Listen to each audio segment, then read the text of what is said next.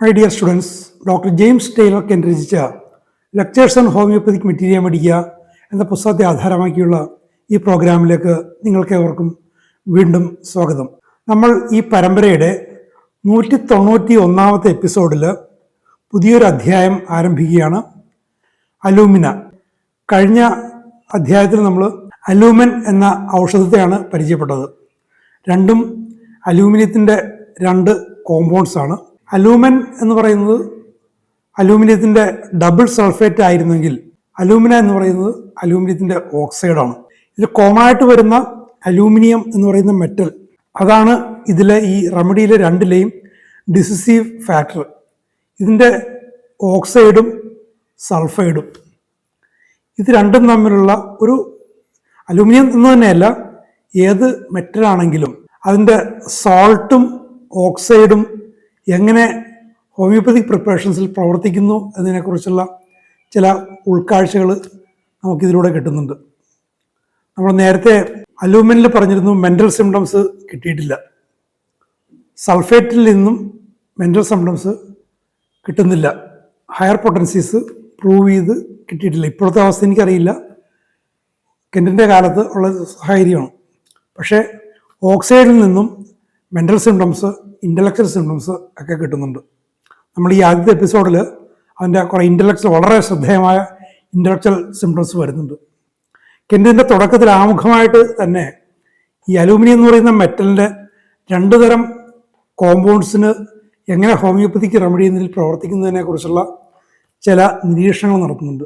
രസതന്ത്രത്തെക്കുറിച്ചുള്ള എൻ്റെ ഒരു ധാരണ വെച്ച് നോക്കുമ്പോൾ ഇതിൽ സൾഫേറ്റ് കോമ്പൗണ്ടിൽ ഡബിൾ സൾഫേറ്റ്, അതായത് നമ്മുടെ ആലം, അതായിരുന്നു അലൂമിൻ. അതിൽ സൾഫർ എന്ന് പറയുന്ന വളരെ പ്രധാനപ്പെട്ട ഒരു ഹോമിയോപ്പതിക് ഔഷധം അവിടെ വരുന്നുണ്ട്. അത്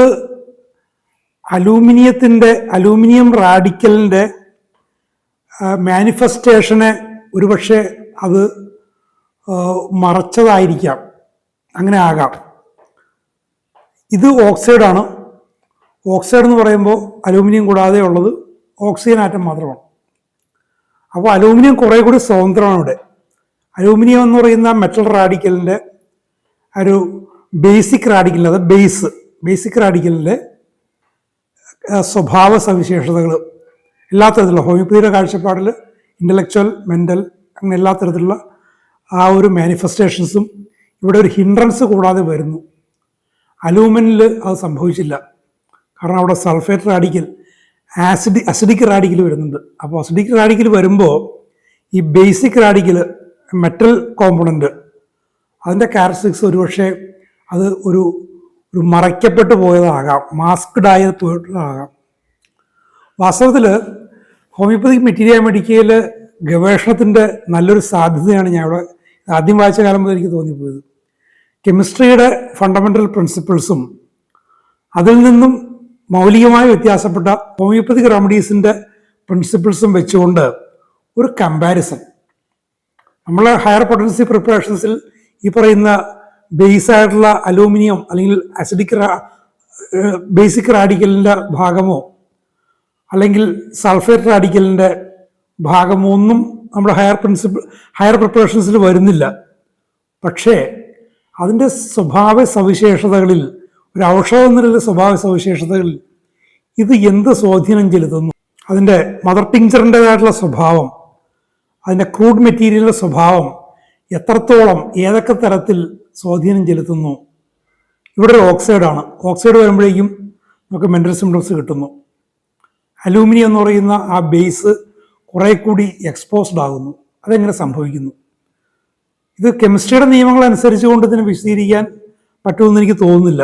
അല്ലെങ്കിൽ ഇതിന് ഒരു പരിധി വരെ ചിലപ്പോൾ സാധിച്ചിരിക്കും, up to a certain extent only. അപ്പോൾ വിവിധ പൊട്ടൻസികളിൽ ഇതെങ്ങനെയൊക്കെ പ്രവർത്തിക്കുന്നു, ഇതിൻ്റെ മെൻ്റൽ സിംറ്റംസ് എത്രത്തോളം വരുന്നു, എങ്ങനെ വരുന്നു, അതിൽ ഈ അസിഡിക് റാഡിക്കലിൻ്റെയും ബേസിക് റാഡിക്കലിൻ്റെയും അയോൺസ് എന്ന തരത്തിൽ ഒരു 10-16 സ്റ്റേജ് വരെ, പൊട്ടൻസിയേഷൻ സ്റ്റേജ് വരെ അവിടെ ഉണ്ടായിരിക്കുന്ന ആ ഒരു റാഡിക്കലിൻ്റെ, ആ ഒരു അയോൺസിൻ്റെ സ്വാധീനം എത്രത്തോളം ഉണ്ട്. അങ്ങനെ വളരെ സങ്കീർണമായൊരു വിഷയത്തിൽ നല്ല ഗവേഷണം, ഒന്നല്ല നിരവധി ഗവേഷണങ്ങൾക്ക് സാധ്യതയുണ്ട്. ഭാവിയിൽ നിങ്ങൾ ഗവേഷണങ്ങളിലേക്ക് പോകുമ്പോൾ ഷാലോ ആയിട്ടുള്ള എന്തെങ്കിലും വിഷയങ്ങളിൽ ഒരു പ്രബന്ധം തയ്യാറാക്കി ഒരു PhD നേടുക അതൊക്കെ സാധ്യമാണ്, നമ്മുടെ കേരളത്തിൽ അതൊക്കെ നടക്കും. പക്ഷെ അതിനേക്കാൾ ഉപരിയായിട്ട് വളരെ മൗലികമായിട്ടുള്ള ഗവേഷണങ്ങളെക്കുറിച്ചുള്ള ശ്രമങ്ങൾ നടത്തണം. മെറ്റീരിയൽ മെഡിക്കയിൽ അങ്ങനെ നിരവധി സാധ്യതകളുണ്ട്.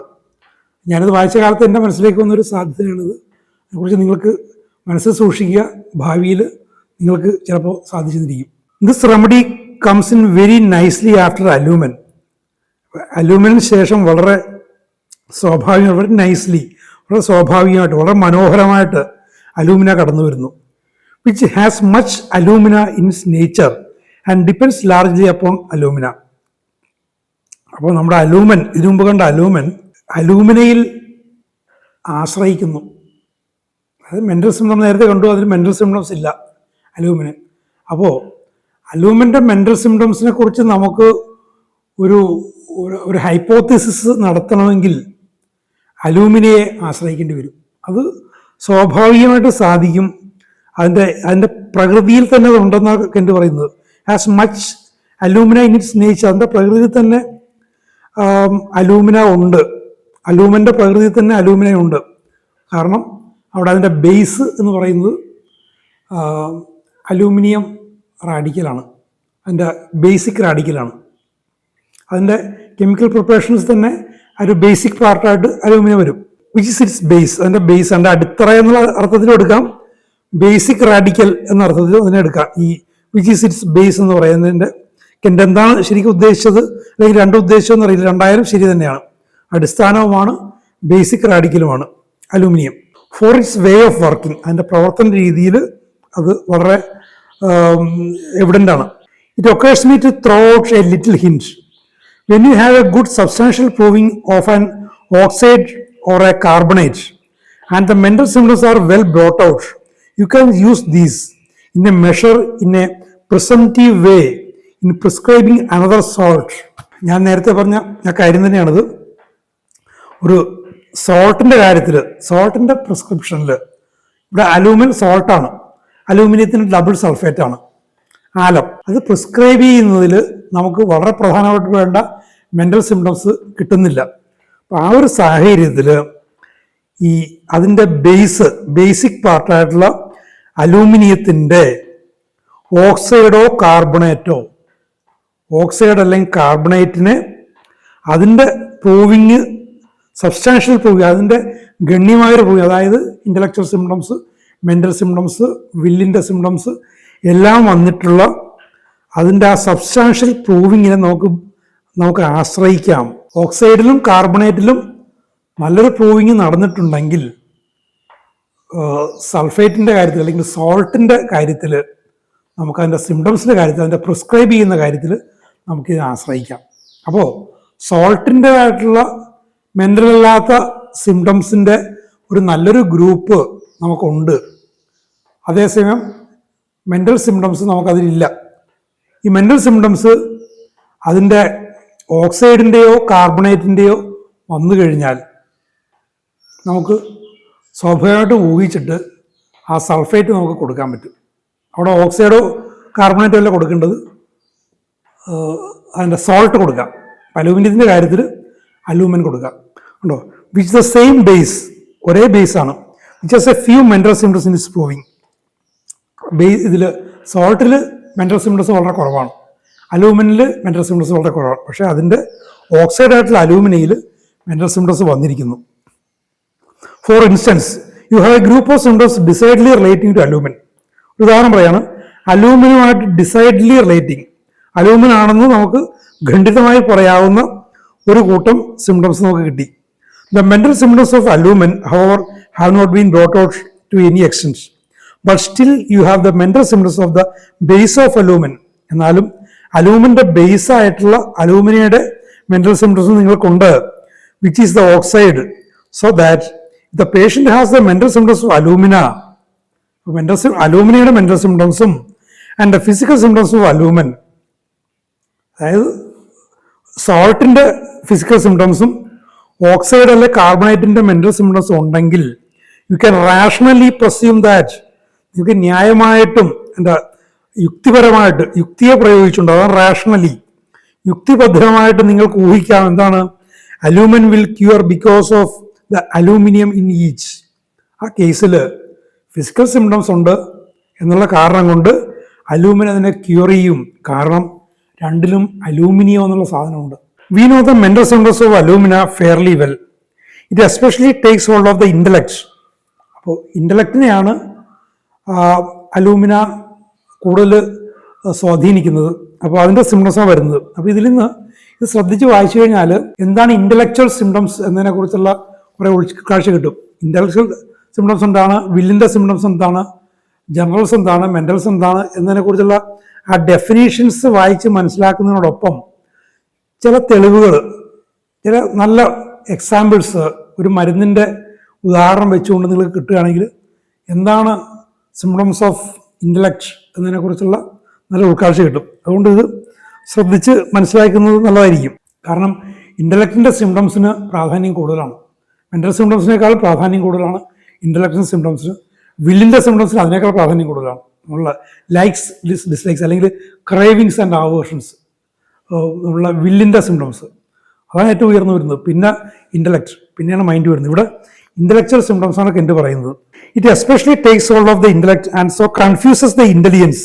അപ്പോൾ ഇൻ്റലക്റ്റിനെ ഇത് ഗ്രസിക്കുന്നത് കൊണ്ട്, അലൂമിന ഗ്രസിക്കുന്നത് കൊണ്ട് ഇൻ്റലിജൻസിനെ അത് കൺഫ്യൂസ് ചെയ്യും. നമ്മുടെ ബുദ്ധിശക്തിയെ, ധിഷണയെ അത് ആശയക്കുഴപ്പത്തിലാക്കുന്നു. That the patient is unable to effect a decision. ആശയക്കുഴപ്പം വരുന്നതുകൊണ്ട് ഒരു തീരുമാനം എടുക്കാൻ പറ്റുന്നില്ല. ഇൻഡിസിഷൻ, തീരുമാനം എടുക്കാൻ പറ്റുന്നില്ല. ഈ ഇൻഡിസിഷൻ എന്നത് പ്രധാനപ്പെട്ട സിംറ്റമാണ്. അത് എങ്ങനെയൊക്കെ മാനിഫെസ്റ്റ് ചെയ്യുന്നു എന്നാണ് കെൻറ്റ് കാണിക്കുന്നത്. വളരെ ശരിക്കും പറഞ്ഞാൽ ഈ പുസ്തകത്തിൽ, കെൻറ്റിൻ്റെ ലെക്ചേഴ്സിൽ വളരെ മനോഹരമായിട്ട് എനിക്ക് തോന്നിയിട്ടുള്ള, വളരെ പ്രൊഫൗണ്ടായിട്ട് എനിക്ക് തോന്നിയിട്ടുള്ള ചില പാരഗ്രാഫ്സിൽ ഒന്നാണ് ഈ നമ്മളിപ്പോൾ വായിക്കുന്നത്. The judgement is disturbed. ഒരു വിധി നിർണ്ണയിക്കുക എന്ന് പറയുന്നത് ആകെ കുഴപ്പത്തിലാവുന്നു. നമ്മുടെ ജീവിതത്തിൽ എത്രമാത്രം കാര്യങ്ങളാണ് നമ്മൾ ഒരു വിധി പറയുന്നത്. നമ്മുടെ സ്വന്തം തീരുമാനങ്ങൾ. വീട്ടിൽ നിന്ന് പുറത്തേക്ക് ഇറങ്ങുന്നു, രണ്ട് വഴിക്ക് നമുക്ക് നമ്മുടെ ബസ് സ്റ്റോപ്പിലേക്ക് പോവാം. അത് ഏത് വഴി പോകണം? നമുക്ക് ജീവിതത്തിൽ രണ്ട് തീരുമാനങ്ങൾ എടുക്കാം. അത് ഏതെടുക്കണം? ആഹാരത്തിൻ്റെ കാര്യത്തിൽ, വസ്ത്രത്തിൻ്റെ കാര്യത്തിൽ, നമ്മുടെ ജീവിതശൈലിയുടെ കാര്യത്തിൽ, സുഹൃത്തുക്കളെ തിരഞ്ഞെടുക്കുന്ന കാര്യത്തിൽ, ജീവിത പങ്കാളിയെ തിരഞ്ഞെടുക്കുന്ന കാര്യത്തിൽ, ഒത്തിരി കാര്യങ്ങളിൽ നമുക്ക് വളരെ നിർണായകമായ തീരുമാനം എടുക്കേണ്ടി വരും. ഈ തീരുമാനങ്ങൾ ശരിയാകണമെങ്കിൽ ഇൻ്റലക്റ്റ് വളരെ സൗണ്ട് ഇൻ്റലക്റ്റ് ആയിരിക്കണം. അപ്പോൾ ഈ ഡിസിഷൻ എടുക്കുക എന്ന് പറയുന്ന വളരെ പരമപ്രധാനപ്പെട്ടമായ ഒരു വ്യക്തിയെ സംബന്ധിച്ചിടത്തോളം ഒരു പരിധിവരെ മൃഗങ്ങളിലും ഒക്കെ ഉണ്ട്. മൃഗങ്ങളുടെ ബിഹേവിയർ, ഇപ്പോൾ ഞാൻ കഴിഞ്ഞോടെ പറഞ്ഞു ജിം കോർബറ്റിൻ്റെ കാര്യം. അദ്ദേഹത്തിൻ്റെ മാനിറ്റേഴ്സ് ഓഫ് കുമിയോൺ എന്നുള്ള പുസ്തകത്തിൽ കടുവകളെ വേട്ടയാടുകയാണ്. അവിടെ കടുവകളുടെ മനഃശാസ്ത്രം അദ്ദേഹം മനസ്സിലാക്കിയിട്ടാണ് അദ്ദേഹം ചെയ്യുന്നത്. യാതൊരു ഒരു തോക്കെന്നുള്ള അല്ലാതെ, ഒരു ബൈനോക്കുലറും തോക്കും അല്ലാതെ വേറെ യാതൊരു ഗാഡ്ജറ്റ്സും ഇല്ലാത്തൊരു കാലഘട്ടത്തിൽ അദ്ദേഹം വളരെയധികം ആശ്രയിച്ചിരുന്നത് പ്രകൃതിയിലെ പല പ്രതിഭാസങ്ങളെയും കടുവയുടെ മനഃശാസ്ത്രം. ഒരു കടുവ ഒരു സ്ഥലത്ത് നിന്ന് മറ്റൊരു സ്ഥലത്തേക്ക് നീങ്ങുന്നതിൽ ഒരു തീരുമാനം എടുക്കുന്നു. ഒരു താഴ്വരയിലൂടെ താഴേക്ക് ഇറങ്ങാം, അല്ലെങ്കിൽ മലയിലൂടെ മറ്റൊരു വശത്തേക്ക് പോകാം. അവിടെ ഒരു തീരുമാനമുണ്ട്. പുള്ളി അപ്പോൾ പറയുന്നുണ്ട്, അതിൻ്റെ തീരുമാനം മറിച്ചായിരുന്നെങ്കിൽ എനിക്ക് വെടിവെക്കാൻ പറ്റുമായിരുന്നില്ല. അപ്പോൾ ഈ ഒരു ഡിസിഷൻ മേക്കിംഗ് എന്ന് പറയുന്നത് എല്ലാ ജീവികളിലും ഉണ്ടത്. അത് പല അളവിൽ, മനുഷ്യനെ സംബന്ധിച്ചിടത്തോളം കുറേ കൂടി ഉയർന്ന തരത്തിലുള്ള ജീവി എന്ന തരത്തിൽ ഡിസിഷൻ മേക്കിംഗ് എല്ലാ മണ്ഡലങ്ങളിലും വരുന്നു. അത് വിജയത്തിനും പരാജയത്തിനും ഒക്കെ കാരണമായി തീരുന്നു. അപ്പോൾ അലൂമിനിയുടെ കാര്യത്തിൽ ഈ ഡിസിഷൻ, ഇൻ്റലക്റ്റിനെ ഇത് കൺഫ്യൂസ്ഡ് ആക്കുന്നതുകൊണ്ട് അത് ഡിസിഷൻ മേക്കിങ്ങിനെ വലിയ പ്രശ്നത്തിലാകുന്നു. ജഡ്ജ്മെൻറ്റ്, നമ്മളൊരു തീരുമാനത്തിൽ എത്തുന്ന കാര്യത്തിൽ വളരെയധികം പ്രശ്നമുണ്ടാകുന്നു. ഈസ് അണേബിൾ ടു റിയലൈസ്, കാര്യങ്ങളെ ഗ്രഹിക്കാൻ, വസ്തുതകളെ മനസ്സിലാക്കാൻ പറ്റാതെ പോകുന്നു. ഒരു തെറ്റായ വഴിയിലൂടെ പോകുന്നു. അത് തെറ്റാണെന്ന് റിയലൈസ് ചെയ്താലല്ലേ തെറ്റായ വഴിയിലൂടെ പോകാതിരിക്കാൻ പറ്റുള്ളൂ. ആ തെറ്റിനെ റിയലൈസ് ചെയ്യാൻ പറ്റുന്നില്ല. നമ്മുടെ മുന്നിലുള്ള അപകടങ്ങളെ റിയലൈസ് ചെയ്യാൻ പറ്റുന്നില്ല. നമ്മൾ റിയലൈസ് ചെയ്യുന്ന ഒരുപാട് ഫാക്ടേഴ്സ് ഉണ്ട്. നമ്മളെ അറിവിൽ നിന്നും അനുഭവത്തിൽ നിന്നും നമുക്ക് കിട്ടിയ ഉപദേശങ്ങളിൽ നിന്നും നമ്മളെ പഞ്ചേന്ദ്രിയങ്ങൾ കൊണ്ട് ഗ്രഹിച്ച കാര്യങ്ങളെയും നമ്മുടെ ബ്രെയിൻ, തലച്ചോറ് പ്രോസസ്സ് ചെയ്തിട്ടാണ് ഒരു റിയലൈസേഷൻ സംഭവിക്കുന്നത്. ഇവിടെ റിയലൈസേഷൻ നടക്കുന്നില്ല. കാരണം ഇൻ്റലക്റ്റ് ബാധിക്കപ്പെട്ടു. അലൂമിനയിൽ പേഷ്യൻറ്റിൻ്റെ ഇൻ്റലക്റ്റ് ബാധിക്കപ്പെട്ടു. The things that he knows or has known to be real seem to him to be unreal. ഇനി നേരത്തെ ഇയാൾക്ക് അറിയാവുന്നൊരു കാര്യം വാസ്തവമാണെന്ന് മനസ്സിലാക്കിയൊരു കാര്യം വാസ്തവമല്ല എന്ന് സംശയിക്കുന്നു. അപ്പോൾ വീണ്ടും ഇൻഡിസിഷൻ ഉണ്ടാകുന്നു. കുറേ കൂടി പ്രൊഫൗണ്ടായിട്ടുള്ള അവസ്ഥ. പല പേഷ്യൻസിനും പല ഡിഗ്രിയിലായിരിക്കും കാണുന്നത്. ഇവിടെ ഈ കെൻഡിയുടെ പറയുന്നത് വളരെ കാര്യമായിട്ട് ബാധിക്കപ്പെട്ട അവസ്ഥയാണ്. നേരത്തെ വാസ്തവമാണെന്ന് കരുതിയ കാര്യങ്ങൾ ഇപ്പോൾ വാസ്തവമല്ലാന്ന് ചിന്തിക്കുന്നു. And he's in doubt. അപ്പോൾ സംശയം വരുന്നു, ആ വസ്തുത ശരിയാണോ ഇല്ലയോ, അത് ഞാൻ നേരത്തെ ശരിയെന്ന് കരുതിയത് അങ്ങനെ തന്നെയാണോ, അല്ലെങ്കിൽ അതൊരു വിദ്യയായിരുന്നോ എന്നൊക്കെ. As to whether they are so or not, അത് അങ്ങനെ തന്നെയാണോ ഇല്ലയോ എന്നുള്ള കാര്യത്തിൽ സംശയം വരുന്നു. In the guiding symptoms this is not so plainly expressed. Guiding സിംറ്റംസിൽ ഈ കാര്യം വളരെ വ്യക്തമായിട്ട് വളരെ ഖണ്ഡിതമായിട്ട് പറഞ്ഞിട്ടില്ല. But in the chronic diseases we have record of this which is the best expression of it that occurs anywhere. നമ്മുടെ great master ആയിട്ടുള്ള സാമുൽ ഹനിമാൻ്റെ ക്രോണിക് ഡിസീസസിൽ ഈ കാര്യം അലൂമിനിയുടെ ഈ ഒരു സ്വഭാവം വളരെ കൃത്യമായിട്ട് പറഞ്ഞിട്ടുണ്ട്. ഈ ഒരു ഇൻ്റലക്റ്റിനെ ബാധിക്കുന്നതും ഇൻഡിസിഷനും ഈ ഒരു കൺഫ്യൂഷനും ഒക്കെ ക്രോണിക് ഡിസീസിൽ പറഞ്ഞിട്ട് കാര്യം കെൻഡിയുടെ കോട്ട് ചെയ്തിരിക്കുകയാണ്. When he says anything he feels as if another person had said it. അതായത് കൺഫ്യൂഷനും മറ്റൊരു തലമാണ്, ഇൻ്റലക്റ്റിലെ കൺഫ്യൂഷനും മറ്റൊരു തലമാണ്. താൻ പറഞ്ഞൊരു കാര്യം അത് താനല്ല പറഞ്ഞത്, മറ്റൊരാളാണ് പറഞ്ഞതെന്ന് തോന്നുന്നു. കൺഫ്യൂസ്ഡാണ്. താൻ ഒരു കാര്യം പറഞ്ഞു, അത് താനാണോ പറഞ്ഞത് അല്ലെങ്കിൽ മറ്റൊരാളാണോ പറഞ്ഞത്, ഇങ്ങനത്തെ അവസ്ഥ. ആൻഡ് വെൻ ഹി സീസ് anything as if another person had seen it. ഒരു കാര്യം കാണുന്നു, അത് താൻ തന്നെ കണ്ടതാണോ അല്ലെങ്കിൽ മറ്റൊരാൾ കണ്ട് തന്നോട് പറഞ്ഞതാണോ, സ്വന്തം കണ്ടിലൂടെയാണ് കാണുന്നത് അല്ലെങ്കിൽ മറ്റൊരാളുടെ കാഴ്ചയാണോ, അതിൻ്റെ വിവരണമാണോ. അങ്ങനെ അയാളുടെ ഇൻ്റലക്ച്വൽ സ്ഫിയർ ആകെപ്പാടെ കൺഫ്യൂസ്ഡ് ആണ്. അത്രയ്ക്ക് അലൂമിന ഒരു പേഷ്യൻ്റെ ഇൻ്റലക്ച്വൽ സിംറ്റംസിനെ അത്രയ്ക്ക് ഓൾട്ടേഡ് ആക്കുന്നു. Or as if he could transfer himself into another. ഇനി അതിൻ്റെ മറ്റൊരു ഡിഗ്രിയിലേക്ക് പോകുന്നു. ഇനി ഞാൻ മറ്റൊരു വ്യക്തിയാണോ, ഒരു പരകായ പ്രവേശം എന്നൊക്കെ പറയില്ലേ, ഞാൻ തന്നെയാണോ അല്ലെങ്കിൽ മറ്റൊരാളാണോ. ഇപ്പോൾ ചില മനോരോഗികളൊക്കെ നിരീക്ഷിക്കുന്ന ഇത്തരം അവസ്ഥകളൊക്കെ കാണാൻ പറ്റും. ഇത് ഞാനല്ല മറ്റൊരാളാണ്, ഇൻകാർസറേഷൻ, പരകായ പ്രവേശം നടത്തിയതാണ്. നമ്മൾ നേരത്തെ ചില മെഡിസിൻസ് നമ്മൾ കണ്ടിട്ടുള്ളത്. Or as if he could transfer himself into another and only then could see. ഇനി മറ്റൊരു അവസ്ഥ, ഒരു കാര്യം കാണണമെങ്കിൽ നമ്മുടേതായ കണ്ണുകളിലൂടെ കണ്ടാൽ പോരാ, മറ്റൊരാളായിട്ട് നമ്മൾ പരിണമിച്ചിട്ട് മറ്റൊരാളായിലേക്ക് നമ്മൾ സംക്രമിച്ചിട്ട് അയാളുടെ കണ്ണുകളിലൂടെ നോക്കണം എന്നൊരുന്നൊരവസ്ഥ. അപ്പോൾ ഒരു കൺഫ്യൂഷനും ഒരു ഡെബിലിറ്റിയും എല്ലാം കൂടി അവിടെ ചേർന്ന് വരുന്നു.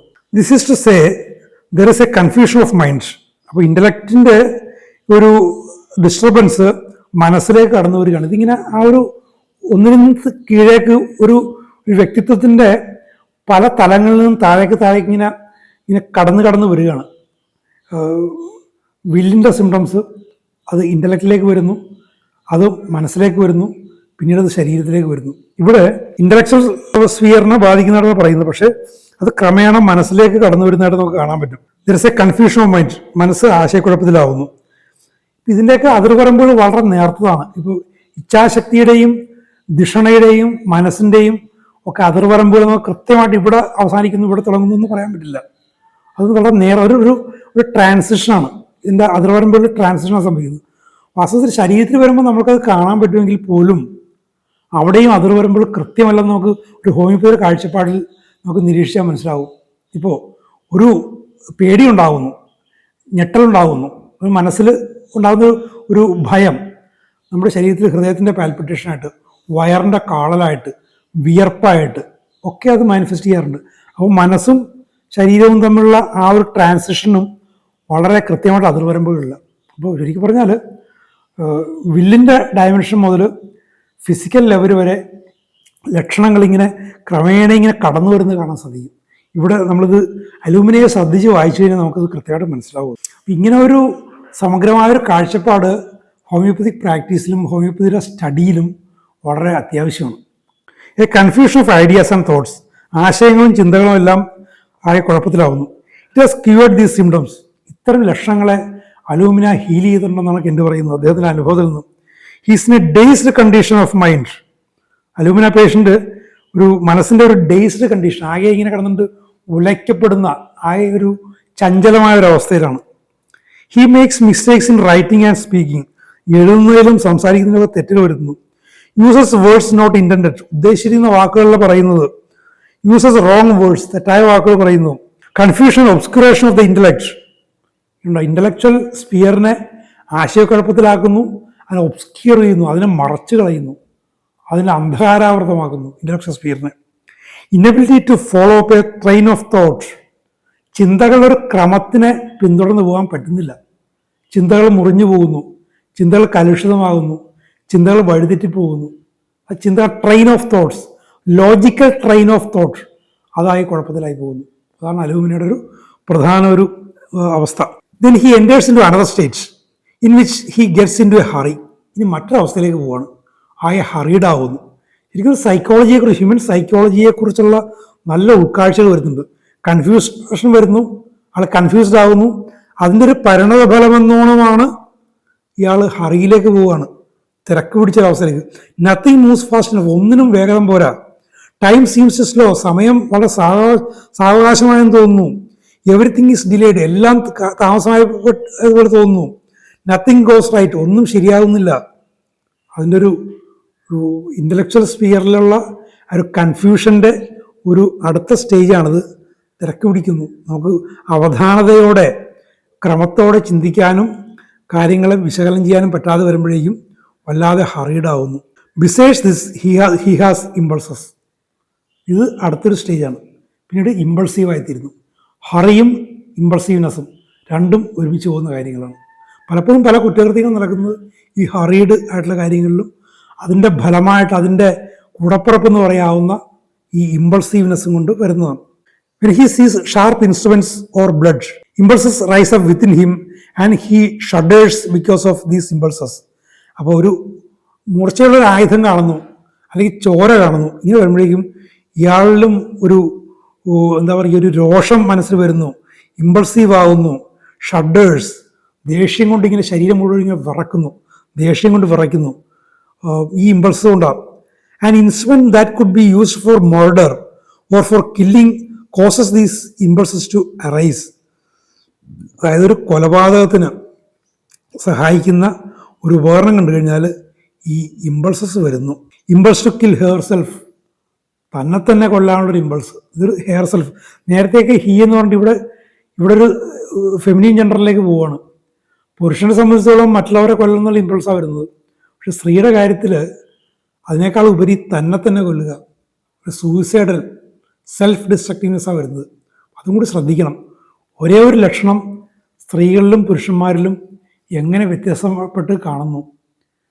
ഇത് കെൻഡ് ഉപയോഗിക്കുന്ന ഈ ഹീ ഷീ എന്നൊക്കെ ഉപയോഗിക്കുന്ന കാര്യങ്ങൾ വളരെ ശ്രദ്ധിച്ച്, എനിക്ക് ആദ്യമേ തന്നെ തോന്നിയ സംശയങ്ങളാണ്. പൊതുവെ അന്നത്തെ കാലം അനുസരിച്ചുകൊണ്ട് ഒരു ന്യൂട്രലായിട്ട്, ജനറൽ ന്യൂട്രലായിട്ട് പറയേണ്ടി വരുമ്പോൾ ഹീ എന്ന് അല്ലെങ്കിൽ അവനെന്ന് പറയുന്ന ഒരു രീതി എല്ലാ ഭാഷകളിലും പണ്ടുണ്ടായിരുന്നു. പക്ഷേ ചില കാര്യങ്ങളിൽ ഈ ഹീയും ഷീയും വ്യത്യാസപ്പെട്ട് ഉപയോഗിക്കുമ്പോൾ ആ സന്ദർഭം കൃത്യമായിട്ട് നമ്മൾ മനസ്സിലാക്കണം. ഈ ഒരു കില്ലിങ് ഇമ്പൾസീവ്നെസ്, കൊലപാതകത്തിൽ കലാശിക്കേണ്ട ഒരു ഇമ്പൾസീവ്നെസ് പുരുഷനിലാണെങ്കിൽ സ്ത്രീയിൽ അത് ചെന്നെത്തുന്നത് ആത്മഹത്യയിലാണ്. The alumina patient is very sad, വളരെ ദുഃഖിതയായിരിക്കും. കോൺസ്റ്റൻ്റ്ലി സാഡ്, സദാ ദുഃഖിതനായിരിക്കും. കോൺസ്റ്റൻ്റ്ലി സാഡ്, എപ്പോഴും. ഇൻസെസൻ്റ്ലി മോർണിംഗ്, ഇൻസെസൻ്റ്ലി ഒരു ഒടുക്കമില്ലാതെ അന്തമില്ലാതെ ഇങ്ങനെ മോർണിംഗ് ഇങ്ങനെ വിതുമ്പിക്കൊണ്ടിരിക്കുന്നു, സങ്കടപ്പെട്ടുകൊണ്ടിരിക്കുന്നു. മോർണിംഗ്, ഗ്രോണിങ്, വറിയിങ്, ഫ്രട്ടിങ്, എല്ലാ വാക്കുകളും ഇത് ചെറിയ ചെറിയ വ്യത്യാസങ്ങളുള്ളത്. മോർണിംഗ്, ഗ്രോണിങ്, ഇങ്ങനെ മനസ്സിൻ്റെതായിട്ടുള്ളൊരു സങ്കടം, ദുഃഖം, മനസ്സിലുള്ള ദുഃഖത്തിന് പലരും പലതരത്തിൽ മാനിഫെസ്റ്റ് ചെയ്യുന്നതാണ് ഈ മോർണിങ്ങും ഗ്രോണിങ്ങും വറിയിങ്ങും ഫ്രട്ടിങ്ങും എല്ലാം. ആൻഡ് ഇൻ എ ഹറി, ഇതിനോടൊപ്പം തന്നെ ആൾ വളരെ ഹറീഡാണ്, തിരക്ക് പിടിച്ച കാര്യങ്ങൾ ചെയ്യുന്നത്. വാണ്ട്സ് ടു ഗെറ്റ് അവേ, എങ്ങോട്ടെങ്കിലും പോകാൻ, എവിടെയെങ്കിലും പോകാനുള്ള ചിന്ത. Wants to get away from this place hoping that things will be better. കാര്യങ്ങൾ മെച്ചപ്പെടും. ആളാകെ അയാളുടെ ഇൻ്റലക്ച്വൽ ലെവലും മെൻ്റൽ ലെവലും എല്ലാം ഡിസ്റ്റർബ്ഡ് ആണ്, കൺഫ്യൂസ്ഡ് ആണ്. അപ്പോൾ ഇതിൽ നിന്ന് ഈ ഒരു അവസ്ഥ മെച്ചപ്പെടുമെന്ന് കരുതിയിട്ട് അയാൾ ഒരു സ്ഥലത്ത് നിന്ന് മറ്റൊരു സ്ഥലത്തിലേക്ക് പോകാൻ ശ്രമിക്കുകയാണ്. ഒരു തരം എന്താ പറയുക, നമ്മൾ മലയാളത്തിൽ പറയാം കാലുവെന്ത നായയെ പോലെ പരക്കം പായുക എന്ന് പറയും. ഇതൊരു വാണ്ടറിങ് അല്ല വാസ്തവത്തിലത്. ഇപ്പോൾ സൾഫറിലൊക്കെ നമ്മൾ കാണുന്ന വാണ്ടറിങ് അല്ല. അവിടെ പ്രത്യേകിച്ച് ഒരു ലക്ഷ്യമൊന്നും ഇല്ലാതെ ഒരു വാണ്ടർ ചെയ്യുന്നതിനുള്ള വാണ്ടർ. ഇവിടെ അങ്ങനെയല്ല, കാര്യങ്ങൾ മെച്ചപ്പെടും എന്നുള്ള ഒരു മോഹത്തോടു കൂടി അയാൾ ഒരു സ്ഥലത്ത് നിന്ന് മറ്റു സ്ഥലത്തേക്ക് പോവുകയാണ്. അപ്പോൾ ഇത്തരം ലക്ഷണങ്ങളെയൊക്കെ വളരെ കൃത്യമായിട്ട് നമ്മൾ അസസ് ചെയ്യേണ്ടി വരും. അസസ് ചെയ്താലേ കൃത്യമായിട്ട് മരുന്നിലേക്ക് പോകും, അല്ലെങ്കിൽ പലപ്പോഴും തെറ്റിപ്പോകും. ഫുൾ ഓഫ് ഫിയേഴ്സ്, ആകെ ഭയമാണ്, മനസ്സിലാകെ ഭയമാണ്. All sort of imaginations. അപ്പോൾ ഇവിടെ ഇൻ്റലക്റ്റിൽ നിന്നും സിംറ്റംസും മനസ്സിലേക്ക് ഇങ്ങനെ ക്രമേണ കടന്നു വരികയാണ്. ഓൾ സോർട്ട്സ് ഓഫ് എല്ലാത്തരം സങ്കല്പങ്ങൾ, imaginations. A sort of general apprehensiveness, മൊത്തത്തിലൊരു അപ്രഹെൻസീവാണ് ആൾ. ആകെ ഒന്നും ഗ്രഹിക്കാൻ പറ്റുന്നില്ല, ഒന്നിനോടും യോജിക്കാൻ പറ്റുന്നില്ല. മൊത്തത്തിൽ ഒരു അപ്രഹെൻസീവ് ആകുന്നതുകൊണ്ടാണ് ഒരു സ്ഥലത്ത് നിന്ന് മറ്റു സ്ഥലത്തേക്ക് പോവുകയും മറ്റൊക്കെ ചെയ്യുന്നത്. When he meditates upon this state of mind, he thinks he is going to lose his reason. അപ്പം ഇതിനെക്കുറിച്ച് അയാൾ ചിന്തിക്കുക, അയാൾ മെഡിറ്റേറ്റ് ചെയ്യുകയാണെങ്കിൽ തനിക്കെന്ത് പറ്റി ഇതിനെക്കുറിച്ച് അയാൾ മെഡിറ്റേറ്റ് ചെയ്താൽ കാര്യങ്ങൾ കൂടുതൽ കുഴപ്പത്തിലാവും. He thinks he is going to lose his reason. തൻ്റെ കാര്യകാരണം, തൻ്റെ യുക്തി നഷ്ടപ്പെട്ടു പോകുന്നു, മനോവിഭ്രാന്തിയുടെ അതിർവരമ്പിലേക്ക് എത്തുന്നു. കാരണം ഈ ഇൻഡിസിഷൻ എന്ന് പറയുന്ന സാധനം നേരത്തെ ഇൻഡക്ഷൻ സ്ഫിയറിൽ വന്നു കഴിഞ്ഞു. ഇനി അതിങ്ങനെ കടന്നു വന്നിട്ട് he or she is going to lose the reason. അതിൻ്റെ ഒരു യുക്തി നഷ്ടപ്പെട്ടു പോകുന്നു, കാര്യകാരണ ബന്ധങ്ങൾ നഷ്ടപ്പെട്ടു പോകുന്നു, മനസ്സാകെ താളം പിഴച്ച ഒരവസ്ഥയിലേക്ക് എത്തുന്നു. When he meditates upon the state of mind, he thinks about this frenzy and hurry and confusion of mind, how he hardly knows his own name. അപ്പോൾ ഇത്തരം ഒരു ആശയക്കുഴപ്പവും ഇത്തരം ഒരു ഇമ്പൾസീവ്നെസ്സും ഫ്രൻസി, ആകെപ്പാടൊരു അങ്കലാപ്പും തിരക്കും, ഹറി, കൺഫ്യൂഷനും മനസ്സിൻ്റെ ആശയക്കുഴപ്പവും തോന്നുമ്പോൾ ഈ hardly knows his own name, അയാളുടെ പേര് തന്നെ അയാൾ മറന്നു പോകുന്നു. തൻ്റെ പേര് തന്നെ ഓർക്കാൻ പറ്റാത്ത തരത്തിൽ അയാൾ അത്രയ്ക്ക് കൺഫ്യൂഷനായി പോകുന്നു. അട്ടർ കൺഫ്യൂഷൻ എന്ന് പറയില്ല, അങ്ങനത്തെ അവസ്ഥ വരുന്നു. അപ്പം അങ്ങനത്തെ അത്രയ്ക്ക് ആഴത്തിലേക്ക്, അലൂമിനിയം അത്രയ്ക്ക് ആഴത്തിലേക്ക് പോകുന്നതിൻ്റെ അർത്ഥം. ആൻഡ് ഹൗ ഫ്രെറ്റ്ഫുൾ ഹീസ്, അതിൽ എത്രത്തോളം ആങ്ഷ്യസ് ആണ്. ഫ്രെറ്റ്ഫുൾ എന്ന് വെച്ചാൽ ഒരു ഭയവും ഉത്കണ്ഠയും എല്ലാം കൂടി ചേർന്നൊരവസ്ഥയാണ് ഫ്രെറ്റ്ഫുൾ. ഹൗ ഫ്രെറ്റ്ഫുൾ ഹീസ്, ആ വ്യക്തി, ഹി ഓർ ഷീ എത്രത്തോളം ആങ്ഷ്യസ് ആണ്, എത്രത്തോളം ഭയാകുലയാണ്. And he wonders if he is not going to crazy and finally he's really thinks he's going crazy. അയാൾ താൻ ആദ്യം വിചാരിക്കും തനിക്ക് ഭ്രാന്തൊന്നും ഉണ്ടാവില്ല, പക്ഷേ പിന്നീട് അയാൾ വാസ്തവത്തിൽ ശരിക്കും ചിന്തിക്കും താൻ ഒരു ഭ്രാന്തമായൊരവസ്ഥയിലേക്ക് പോവുകയാണെന്ന്. അപ്പോൾ ഇൻ്റലക്റ്റിന് അത്രക്ക് ആഴത്തിൽ അലൂമിന സ്വാധീനിച്ച് ഡിസ്റ്റർബ്ഡ് ആക്കിയിരിക്കുന്നു. ആ ഇൻ്റലക്ച്വൽ സിംറ്റംസ് അയാളുടെ വ്യക്തിത്വത്തെ ആകപ്പാടെ മാറ്റി തീർക്കുന്നു. തൻ്റെ വ്യക്തിത്വം തന്നെ മറന്നുപോകും, സ്വന്തം പേര് മറന്നുപോകുന്നു, മറ്റൊരു വ്യക്തിയായാലേ കാര്യങ്ങൾ ചെയ്യാൻ പറ്റുമെന്ന് ചിന്തിക്കുന്നു. അങ്ങനെ തുടർന്ന് ഇതിൻ്റെ മെൻ്റൽ സിംറ്റംസിലേക്ക് പോകും. അടുത്ത എപ്പിസോഡിൽ നമുക്ക് ഇതിൻ്റെ മെൻ്റൽ സിംറ്റംസിലേക്ക് നോക്കാം. വളരെ പ്രധാനപ്പെട്ടതും വളരെ താല്പര്യജനകമായിട്ടൊരു ഔഷധമാണിത്. ഞാൻ നേരത്തെ മെറ്റീരിയ മെഡിക്കയുടെ ബേസിൽ ഇതിൻ്റെ ഒരു ഗവേഷണ സാധ്യതയെക്കുറിച്ച് പറഞ്ഞു. ഇവിടെ ഈ വില്ലിൻ്റെ സിംറ്റംസും ഇൻ്റലക്ച്വൽ സിംറ്റംസും മെൻ്റൽ സിംറ്റംസും അങ്ങനെയുള്ള ആ ഒരു ലക്ഷണങ്ങളുടെ സംക്രമണം, ആ ലക്ഷണങ്ങൾ തമ്മിലുള്ള പാരസ്പര്യങ്ങൾ, അതും നല്ലൊരു ഗവേഷണ വിഷയമാണ്. ഒത്തിരി ചിന്തിച്ചു കഴിഞ്ഞാൽ, ഇതേപോലുള്ള ഔഷധങ്ങളെടുത്ത് കേസസ് എടുത്ത് റിലേറ്റ് ചെയ്ത് പഠിച്ചു കഴിഞ്ഞാൽ ഒരുപാട് റിസർച്ച്, വാസ്തവത്തിൽ ഹോമിയോപ്പതിയുടെ റിസർച്ചൊക്കെ പോകേണ്ട ആ തരത്തിലാണ്. നമ്മൾ ഏത് വിഷയത്തിലെ റിസർച്ച് ആയാലും ശരി ആത്യന്തികമായിട്ടും മനുഷ്യന് ഉപകരിക്കണം. അല്ലാതെ ഒരു വ്യക്തിക്ക് PhD കിട്ടുക എന്നല്ല, മനുഷ്യന് ഉപകരിക്കണം. അതിനാണ് അല്ലെങ്കിൽ ജീവജാലങ്ങൾക്ക് ഉപകരിക്കണം, പ്രകൃതിക്ക് ഉപകരിക്കണം. അപ്പോൾ ഇവിടെ നമ്മൾ ഹോമിയോപ്പതി ഉപയോഗിച്ചുള്ള ഹോമിയോപ്പതിയുടെ ആപ്ലിക്കേഷന് കുറേ കൂടി എളുപ്പത്തിൽ ഹോമിയോപ്പതിയുടെ ആപ്ലിക്കേഷന് ഉപകരിക്കുന്ന തരത്തിൽ ഇത്തരം സിംറ്റംസിൻ്റെ ആ സംക്രമണം, അതിനെക്കുറിച്ചൊക്കെ പല മരുന്നുകളിൽ എങ്ങനെ വരുന്നു, ആക്ച്വൽ പ്രാക്ടീസിൽ എങ്ങനെ വരുന്നു, വളരെ എക്സ്റ്റൻസീവായിട്ട് ചെയ്യേണ്ട റിസർച്ചാണ്. ഒക്കെ നിങ്ങളുടെ ഭാവിയിൽ ഗവേഷണം ഇപ്പോഴേ ആഗ്രഹിക്കുന്ന ആളുകൾ ഇത്തരം കാര്യങ്ങൾ മനസ്സിലിട്ട് ചിന്തിച്ചുകൊണ്ടിരിക്കുക. നമുക്ക് അടുത്ത എപ്പിസോഡിൽ ഇതിൻ്റെ മെൻ്റൽ സിംറ്റംസ് കാണാം. Thank you very much for watching.